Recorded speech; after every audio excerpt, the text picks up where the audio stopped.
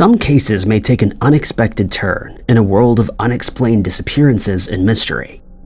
Plot twists mark the nature of these strange, mysterious cases. Number 10. In the mid-1990s, Sandra Boss, a Harvard-educated financial lawyer, had been introduced to the wealthy Clark Rockefeller at a party in New York City. She became infatuated with him, and they would go on to spend the next 11 years together, and even have a child. Clark was a well-known Rockefeller family member and described as the most intelligent man one could ever meet. Come 2007, Sandra opted to end her relationship with her jobless and mysterious husband, and so a bitter divorce followed. She'd won custody of the child and moved with her to London. Clark was allowed to have supervised visitation with his daughter, but during one of the visits in July of 2008, the first twist of the story came. He kidnapped her and disappeared, quickly becoming the most wanted man in America.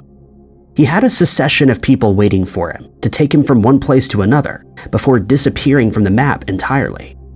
No one could find the man for a week until officers had put out a wanted poster. Calls and tips began to flood in from all across the country. Some of the calls were strange and had rung in our second plot twist. A few of the callers had met Clark, but he introduced himself under different names. That same year, he was arrested on the charge of kidnapping and was convicted just 1 year later. He'd made a mistake that day when he kidnapped his daughter because his whole world was about to unravel. The lid of a 30-year con had been blown right off, revealing that Clark Rockefeller had many other identities. His real identity was Christian Gerhardsreiter, who grew up in a West German town, and at an early age he became obsessed with getting to America. He finally got his opportunity after meeting a man on a train. The man told him that if he ever came to Connecticut, he should stop by his place and spend the night with him. And a few weeks later, he did precisely that, except he lived there for months. He managed to cement his place in the country when he found a Wisconsin woman to marry him, and not long after that, he headed to San Marino, a Los Angeles suburb known for its wealthy reputation. When he arrived there, he referred to himself as Christopher Chichester and moved into a guest house belonging to Ruth Sohas.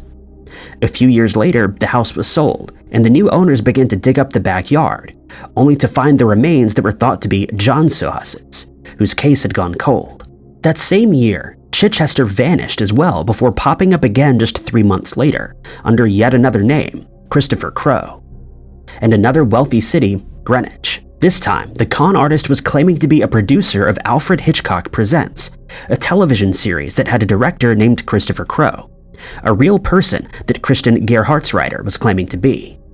He would even wear suits embroidered with his fake initials, which convinced people that he was one of the high-ranking members of society. Soon, he was working for East Coast Financial Institution, where he rose higher before making his identity transformation to Clark Rockefeller. Sandra had no idea of his past life, or that she'd been married to a con artist for 11 years. The German boy had gone from British baronet to a cardiologist in Las Vegas, then a Hollywood producer, a bond broker, and finally a Rockefeller relative, all in 3 decades. But Rockefeller had been the most daring out of all the identities that the con man had taken on. Number 9. Carlos Sanchez Ortiz de Salazar was a Bilbao-born man who was a graduate of medicine. He went on to become a doctor and former psychiatrist in Spain. In 1995 or 1996, according to some sources, the 26-year-old mysteriously vanished, only to be declared deceased in 2020. For 20 years, the man's disappearance has been a mystery. 2 mushroom pickers embarked on a forage and became startled when they stumbled across a camp in a nature reserve in Tuscany. A dirty-faced man with a large beard inhabited the camp. The men had quickly run back to the footpath in fear, but returned hours later with a ranger, who greeted the mysterious man. It was reported that the unidentified man had shown them his passport and told them he was Spanish and had been there for the last 20 years. As you may have guessed, it was Carlos. He'd left his old life behind so that he could become a hermit in the Scarlino forest, where he lived in a tent. He informed them that he didn't want to live with people, and that since his hideout had been discovered, he would have to abandon it and find another home. The mushroom pickers were quick to alert an Italian Missing Person Association and managed to track down the former doctor's parents. When the authorities and his parents arrived in Tuscany, they found that the mysterious man had already moved again. Once the story had circulated, local residents reported that they'd seen a silent stranger in the forest on numerous occasions over the last few years. His mother said that it was important to her to know that her son was at least alive and would respect his wishes for freedom, but would not rest until she had seen him, even if it was just one last time. His family just wanted to know that he was okay. So the family and the mayor of Scarlino formed a search party to look for the stranger, but all they were able to find was his now vacant shelter. No one was sure how he'd been able to find food, but the researchers did find jerry cans filled with rainwater and a tarp strung between the trees that made up his tent. Some residents of a nearby village had seen him there, which may suggest that he'd traveled there looking for food. The area where his home was found was in an area of rolling hills and forest that was home to deer and boar, but there was nothing to suggest that he'd been consuming them or hunting. Carlos was clearly unsettled after being found, so he again vanished into thin air and has not been seen or heard from since. He was a vanished man who was found and chose to disappear again, but that's how he wanted it. Carlos wished for liberation, free of humans, and lived a happy life in the reserve until that day. It's uncertain where he went next, but one can only hope that he found serenity once more. Number 8. In June of 2023, Bella Montoya fell ill. She was rushed to Martin Hospital in the Los Rios province, where she was admitted at around 9 a.m. She was said to be experiencing cardiorespiratory arrest, where she lost breathing and heart function. At noon that same day, the 76-year-old Ecuadorian woman would be declared deceased after a supposed stroke. The certificate for the deceased noted that it had been caused by cardiorespiratory arrest from a cerebrovascular disease that was unidentified. The woman was placed in a coffin, and her wake began on the 9th of June 2023. The funeral itself would not last long, because just a few minutes in, Bella's family began hearing a knocking sound coming from the casket. She was awake and alerting her family that she was still alive 5 hours after initially being placed inside the coffin at the funeral home. She had strangely regained consciousness, shocking her family and confounding doctors. During her initial admittance to the hospital, she suffered a possible stroke and did not respond to resuscitation. It was 8:50 p.m. when Barbera Montoya, Bella's son, had noticed that his mother started to move her left hand. Her eyes were opening and her mouth began to take in sips of air. She was making an apparent effort to breathe. In the video that has since circulated across the web, Barbera can be heard asking someone to call 911, as he and another placed their hands on the woman. In the video, Bella can be seen gasping for breath, and just moments later, the paramedics arrived, and she was hurriedly placed on a stretcher and rushed off back to the hospital. Here, she was placed in intensive care, but doctors did not expect her condition to improve. The medical experts had a theory. They believed that she'd been in a state of catalepsy or cataplexy, which causes a temporary loss of muscle control that would result in weakness. It wasn't the first time this misdiagnosis was given either. Bella's condition was described as unstable during this time. A senior lecturer, Dr. Stephen Hughes, at the Anglia Ruskin University School of Medicine, explained that waking up hours after being declared deceased inside a casket is an infrequent occurrence. He estimated that there were possibly just a handful of such cases reported worldwide each year of medical personnel pronouncing a patient as deceased incorrectly, but it can happen. Bella's family was outraged and demanded to know who the doctor was who declared the woman deceased in the first place. In a statement made by her son, he explained that they'd taken her to the funeral home the same day as her passing. There were 20 family members attending the wake shortly after. According to him, it was 5 hours into the service that the sounds began. When she was taken back to the hospital, the health ministry declared that she was under careful observation and was not left on her own. Unfortunately, the woman's condition had not improved in the days that she was intubated, as the doctors predicted. Number 7. On the evening of the 30th of June in 2009, United States Army Private First Class Bo Bergdahl disappeared from the Afghanistan base. There was no indication of where he may have disappeared to, and no one from his unit could locate him the next morning. The platoon had searched for him for days through the misery and heat of the Afghan desert, but he was gone. According to reports, Bergdahl's unit was slack about security, which made it easier for the soldiers to sneak out or be kidnapped. The story that was released by the United States government stated that he'd gone missing during a patrol, but that was not the true story, as it would later be revealed. Bergdahl was known to go on unscheduled walkabouts and would leave his training base to see a sunrise or a sunset. This is not what happened, though. Instead, the private was captured by the Taliban. According to internal communications, they'd captured him just a day later after his initial disappearance, which is why his unit was unable to locate him in the days that followed. The private had been in the military service for less than a year, and his performance record was clear and without issue. It's uncertain about when the information was released about the missing soldier being captured. In May of 2014, President Obama announced that he'd managed to secure the release of Bergdahl.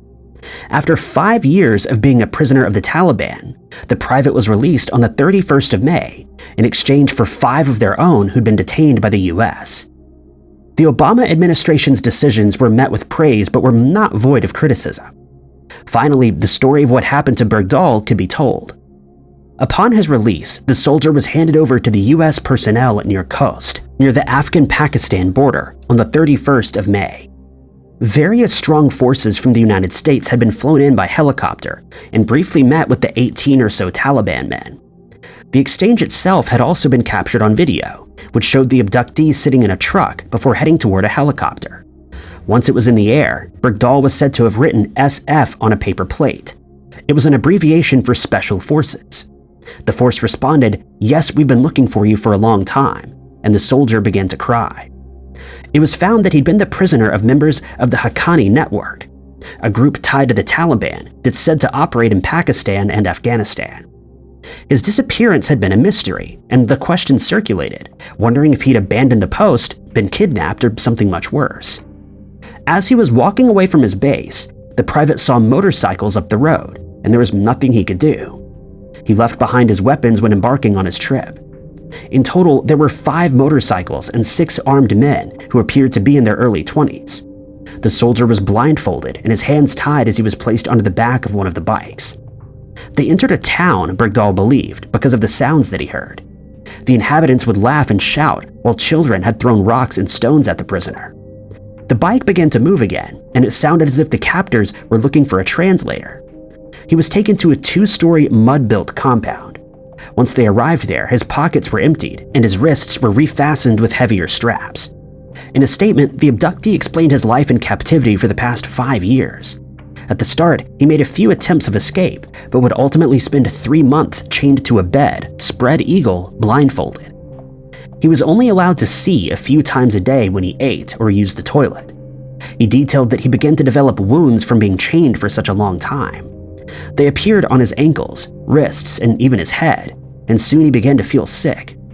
The sickness hung around well into the final years of his captivity. While he'd finally been released, there came no relief, and in another twist, the private, who'd been the victim for 5 years, was placed on trial. The Pentagon had concluded its investigation, called Army Regulation 15-6. 22 investigators led the interviews that took place with 57 people, including the private, who gave 371 pages of sworn testimony. But why was he on trial if he'd been a victim of the Taliban? It was the army itself that had taken action against the 28-year-old for desertion and misbehavior before the enemy. Almost everyone agreed that Bergdahl had walked away from his post with the possibility of returning or leaving the army for good. Others believed it was something far worse than desertion and theorized that he was switching sides. Of course, the evidence for this was rather thin, and there are no charges relating to treason here. Bergdahl pleaded guilty in the military court and faced a life sentence, but a federal judge wiped the conviction as well as the sentencing. This mystery had various plot twists. It went from a simple walkabout to a terrifying Taliban kidnapping. From there, it became an intense case against the victim, of which he was found guilty before the entirety of the ordeal settled upon the decision of a judge to clear the conviction. Bo Bergdahl was finally a free man after 5 years. Number 6. On the 7th of January, 2018, a 29-year-old Spanish prisoner from Asturias Central Penitentiary, located in Villabona, Spain, Gonzalo Montoya Jimenez, was placed into a body bag and transferred to a mortuary. He'd been discovered collapsed in his cell around 8 a.m. that morning when correctional officers went to check on him after he'd failed to report for a morning count. 3 doctors were brought in and found that he was showing clear signs of a deceased person, including a purple skin tone and rigor mortis. The day before, he'd complained about not feeling well, and he was soon declared deceased without the possibility of suspicious circumstances. 3 doctors are needed to examine a body and declare the individual as no longer living. But this, according to the man's family, is not what happened in the prison.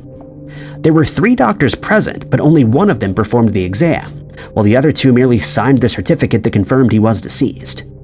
Gonzalo was placed in a cool room awaiting autopsy, his body marked, scalpel at the ready, and then snoring.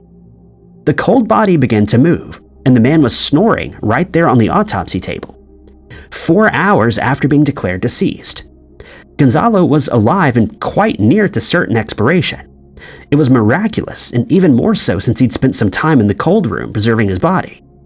The prisoner, still unconscious, was rushed to the emergency room, where he stayed under intensive care and was on the road to recovery. A simple snore had saved a deceased man's life. But how could this be? 3 doctors were said to have found no vital signs, or at least one of them did. At the time, it wasn't certain what may have caused his condition, but he was described as showing clear signs of passing. Hospital officials later reported that his fake fatality may have been a case of catalepsy.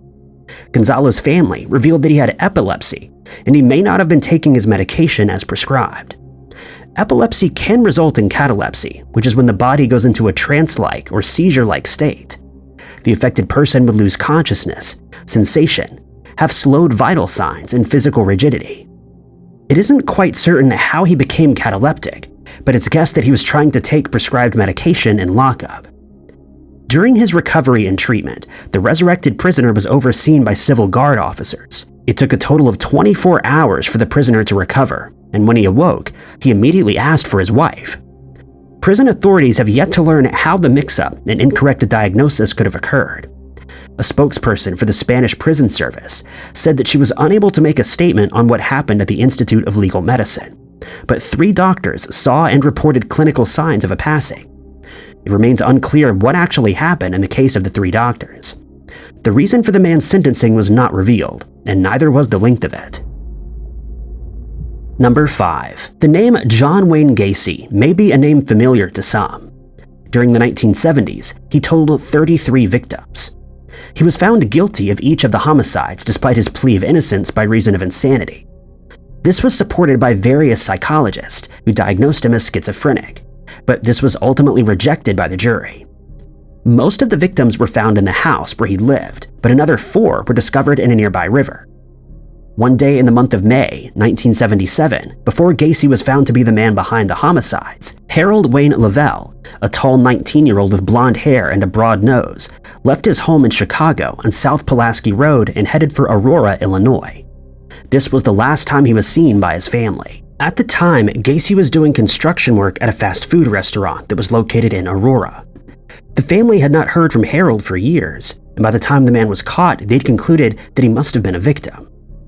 Tim Lavelle, Harold's brother, theorized that he and Gacy must have crossed paths in Aurora and that his brother had fallen victim to the psychopath.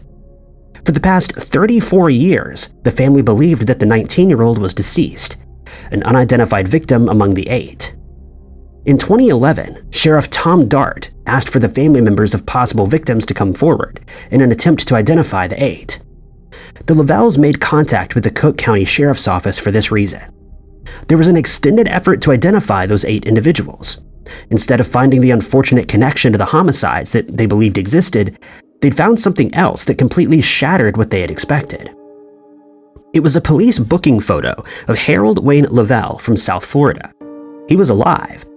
The detectives were able to track him down, and the siblings were reunited.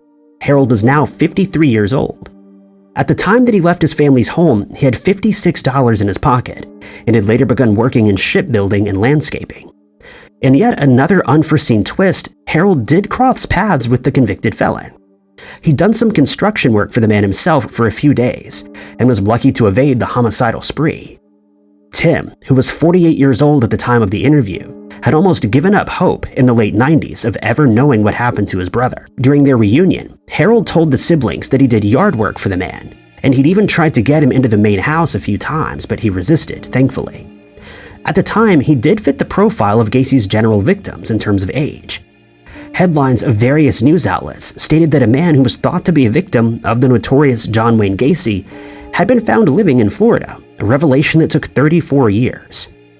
During the extended investigation, 3 of the 8 that were unidentified finally had a name, with the remaining 5 still unknown. Many people who go missing are never reported to the police, including some of those who were identified as the victims. However, some of the reports from distant jurisdictions may have never been sent to the investigating officers in Cook County. Number 4. It was the middle of the night on the 5th of August 2013 when Tony Yall, a 37-year-old diesel mechanic, began to breathe strangely. Melissa, his wife, noticed this, checked his pulse, and repeatedly tried to wake him up. Both his son and Melissa, a nurse of 7 years, performed CPR. In a panic, she quickly dialed 911, alerting them of the situation. When paramedics arrived, they shocked him several times and were finally able to detect a heartbeat, and Tony was hurriedly rushed to the hospital. The mechanic found himself at the Kettering Medical Center in Ohio. Upon his arrival, doctors expected to find clogged arteries, but they were found to be clear. Unfortunately, later that afternoon, Tony's heart fell into fatal arrhythmia, and his heart had stopped. For almost an hour, doctors and nurses tried stimulating his heart, but there was no response. The cardiologist, Dr. Raja Nazir, made the call, and the family was informed of the passing. Tony's son was devastated and ran down the hall, only to find the nurses were no longer trying to revive his father. He was in disbelief and had spoken to Tony, saying that he could not be gone. In just a matter of moments, in an unlikely twist of fate, the heart monitor began to pick up signs of life. The cardiologist saw that it wasn't a regular heartbeat, only once or twice a minute, but it was something. The monitor would pick up even the tiniest bit of electrical movement. When Nazir saw the activity, he was in shock but thought that they should try to revive him once more. Quickly, he squeezed the medicine bags in an attempt to restore pressure in his body, and the nurse got to work. Slowly but surely, the heart rate was beginning to pick up. The man was going to survive. The doctor assumed he'd need a heart transplant, or would even be in a vegetative state for the rest of his life. He spent 5 days in a coma before coming to. He was not in a vegetative state, but didn't remember anything else aside from going to bed on the 4th of August and waking up in a hospital room. CBS News also reported on this story, explaining that the Ohio man was declared deceased when his heart stopped for 45 minutes, until he suddenly came back.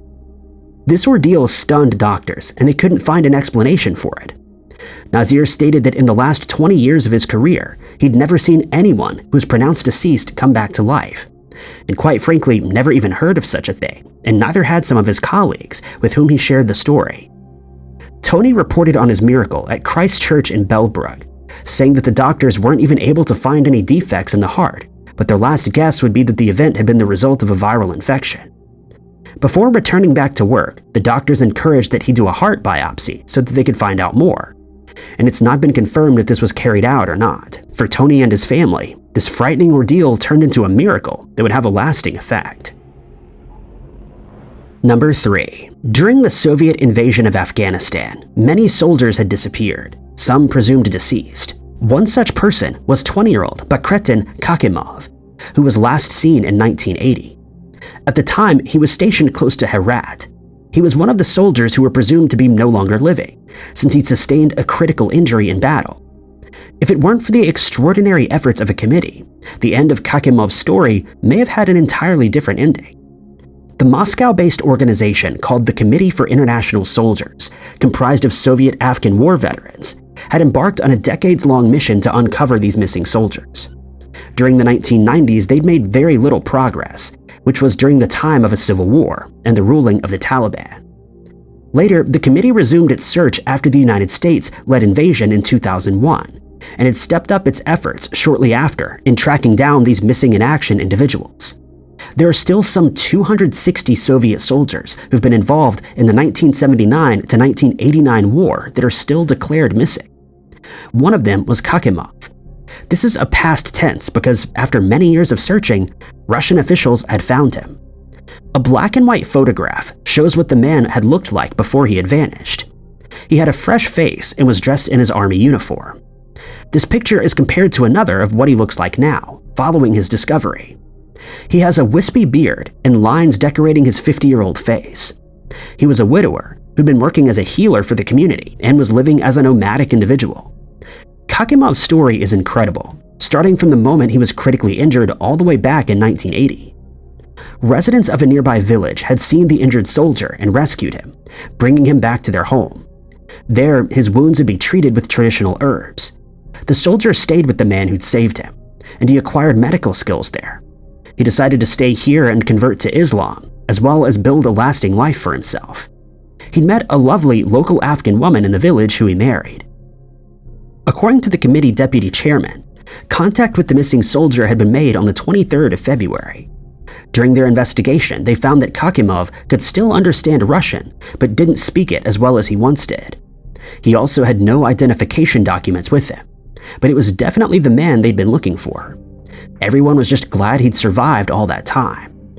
It was found that the critical injury had been a head injury that caused a nervous tic, but still he was alive. Interestingly, he managed to recognize a picture of 2 other veterans who'd also vanished in Herat. He told investigators that the 2 were both alive and well, and that he'd met them in Afghanistan. The missing man was finally found in 2013, 33 years after he had disappeared. He'd been living under the name Sheikh Abdullah. No one would have expected to find a missing Soviet soldier more than 30 years after they disappeared amidst a battle, but the relentless efforts of the people had done exactly that. Number 2. Earlier last year, Clearwater paramedics were dispatched to the scene of a Florida home where they would find Thomas Maxwell and his distressed daughter, Phoebe. Thomas was lying unconscious on the bedroom floor and was said to be unresponsive. His lips had turned blue and he was cold, but his daughter was doing CPR while her friend animated chest compressions. According to her, he was making noises and his chest was moving up and down, but when the medics arrived, they took the man's pulse and declared him deceased. Phoebe argued against this, claiming that he was still breathing, but the medics disagreed with her. A sheet was placed over the body, and the Pinellas County Sheriff's Office deputy was sent to the home to investigate. The daughter began phoning family members to inform them of Thomas's passing, and was deeply upset by the ordeal that they'd now found themselves in. The 2 first responders left shortly after the officer's arrival, who had immediately gone to the bedroom and pulled the sheet back, only to hear the man gasping for air, the first inhalation of air after 20 minutes. Phoebe explained that the paramedics had told her that this was called agonal breathing, which signaled that someone was close to passing. This, paired with no pulse, was what convinced the 2 responders to dismiss the case as deceased. When the breaths continued, the sergeant thought it was odd, and had even managed to identify a pulse. It was then that they contacted a different medical crew, and Thomas was taken to the hospital. The Largo Fire Rescue arrived and took the man to the hospital, where he remained in intensive care for a week. He survived and was allowed to return home when his health improved.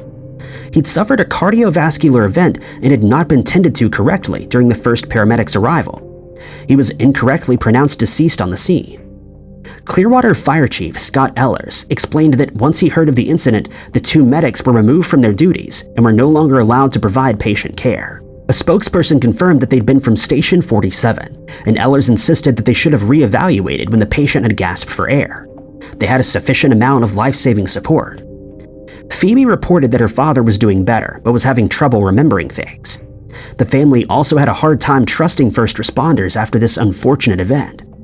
If it had not been for the arrival of the deputy, Thomas might have actually been deceased due to the negligence and the incorrect diagnosis given by the 2 men. Phoebe would then have to phone her family members and inform them that her father had been deceased, but no longer was, in an unexpected turn of events. Number 1. 4 decades ago, in 1970, a woman living in Illinois vanished into thin air. Her name was Lula Cora Hood, and she left her family home allegedly after a quarrel. It's been said that she had 14 children in total.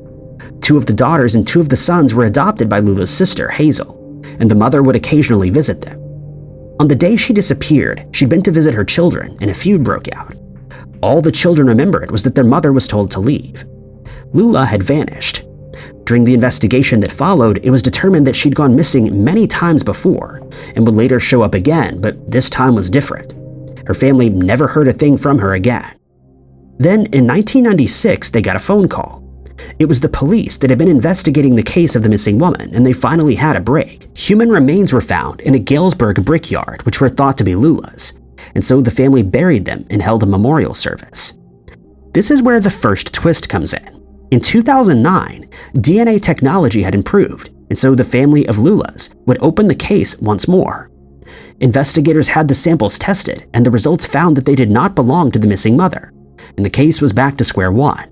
DNA technology wasn't the only thing to have advanced at this time.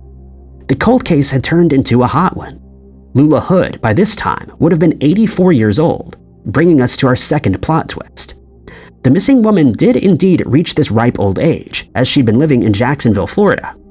Finding her had been a satisfying relief for Sergeant Jason Landers, who'd begun searching for the woman in cities where she had connections. Jacksonville was one of them because her one daughter, Joanne, was born there.